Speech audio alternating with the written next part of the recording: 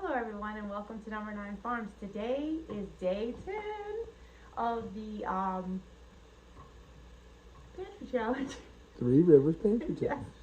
Yes. Every time I want to say every bit counts challenge. That's why I gotta pause. But today we're going to be making lasagna, and I already have a full video on how I make the lasagna. I already have the meat out, two of the meats here, and the sausage, that's one of our sausages, and the meat. So I'll be frying that up with some onions and garlic, and then I'm going to be bringing up my meat sauce, my spaghetti sauce, marinara sauce, whatever you want to call it, and I'm going to be making breadsticks. And Amelia and Cody are coming, which is our fifth child, and his wife, Amelia, and she's expecting twins, so any day now. So I kind of wanted to have a little dinner get together before, and I hope my lasagna doesn't kick her into labor, but then again, Amelia will probably say, yeah, let it go. Yep. Because she's about almost 37 weeks, and with twins, that's pretty good. That's pretty good. So, guys, let's get started on day 10. Guys, there's the breadsticks. They're doing good. Well, they're not breadsticks yet, the dough. And there's the other one. And here are the noodles I will be using. And then I also have found this downstairs, so I'll be using this for my bread. Ground beef and the sausage are cooking. And I have the cheese now. You want to put this in the freezer because it chops up better, not chops, but grates up better. Brought up two jars of the spaghetti sauce, which I do have a video for this because I've been making my own marinara sauce since a long time, probably like since I was young, 20 years old maybe. But I got the water boiling, ready to go. I just don't feel good today. I'm tired. So bear with me. I've grated up all the mozzarella now, and it did really well. There is the meat sauce. I ended up using one jar, and then that little teeny one I had on the shelf, the half pint. Well, guys, so now I'm going to go ahead and assemble the first one, the gluten-free one. I probably told it in the video where I made the lasagna like step by step, but I learned how to make lasagna from my friend Bridget that we went to nursing school together, and I was about 18 or 19, and I had never made lasagna, and I was already married. But the story goes, we got together one night and we were like, okay, we're gonna make lasagna. And of course Bridget knew how. Bridget was like 27 then, but I never had anybody teach me how to cook at all. My mother didn't cook, so from the age of 7 I did all the cooking. And my stepfather, he came around somewhere around 8 or 9, when I was about 8 or 9. And when he did a lot of cooking. And of course I watched and learned from him too as well. But most of the time I did all the cooking, but of course there was no internet, didn't know how to do things. And a lot of times, you know, I just did the basics, whatever I could. And I even did all the laundry, and we lived in an apartment building, and I would have to tote the laundry with my wagon to the laundromat. But those little stories makes you really appreciate how you can do things now. What, Kobe? What are you looking at me like that for? So I just do it like that. And then if this is where I want to, if you want to, you could put some Italian seasoning or some rosemary, some garlic. Of course, I put a lot of garlic in, but I'm trying to be able to conservative because I should have really bought 2 of the ricotta cheeses, but they were like $5 each, and I know that doesn't sound like much, but I'm on a very tight budget. And Bruce is still looking for work, and I think it's putting a strain on everything because it's kind of stressful. He did have an interview today, so that's a good thing. And when you're doing your noodles, of course, these are the gluten-free. You just got to watch them real careful because a lot of times they can get really soft quick. And you don't need to put any oil or anything in your noodles. It's just salt and water. So usually it's about, I think it's like 4 teaspoons per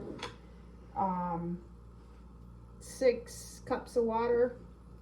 It's because you want the noodles to absorb the sauce. And that's the reason you only do, because I used to teach a pasta class at Wine and Cake Hobbies, and when I did, I would write it in the notes, and of course I can go back and look because I had a piece of paper that I would hand out with the recipe on doing the noodles. And I do still plan on doing that with you guys, making the pasta, the homemade pasta. So, and when I always try to cut all my cheese because or grate all my cheese, because when you buy the cheese, it already has like anti-caking agents on it, and you really don't want those.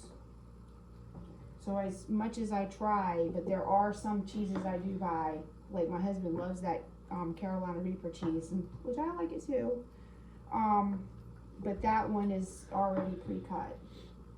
And so far I haven't seen a cheese where I can buy that is, and I'm trying to go really light on this because of the fact that this one is mine, and I'm not so picky with it, and I want to make sure that the one that I'm serving to Cody and Amelia is perfect. So I'm trying to conserve all the goodies here. But normally what I would do is I would take and make a whole bunch of this. That's why I wasn't sure how much sauce I would need, because I would make a whole bunch of this and put them in the freezer, and all we had to do is take them out and cook them. And that way, these containers that I have, that I've got a bunch of, they are fabulous because they come with these lids like this one right here, and then you can literally put it in the freezer, take it out of the freezer, put it right in the oven, and Colby does a lot of that cooking while we're at the farmer's market, and we come back home. He puts the meals on, and I have like stuffed bell peppers done, a whole bunch of them, which I also did a video on that, because I do like to make a lot of those. But, and then I'm gonna go ahead and put one more little layer on. That way you can get rid of that last noodle. Oops.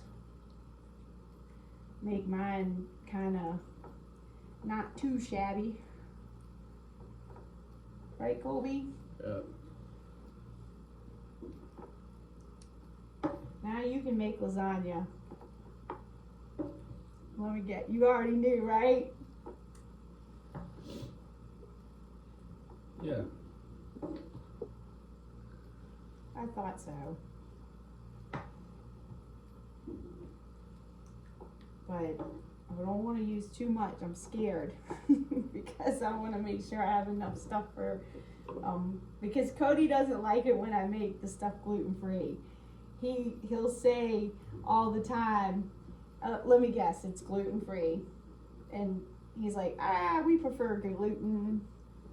So, like the last time I made the chicken and dumplings, this time I made it with the gluten, but the time before I made it so I could eat it too, because we came home from the farmer's market on a Saturday, and I went ahead and threw together the soup and the chicken and dumplings, and I'm out of the Italian seasoning, but I do have the pizza blend here, and I'm just going to put a little bit of that right on top. And you could also put some cheddar cheese as well, which I normally do, but I've got to go ahead and get the cheddar cheese cut.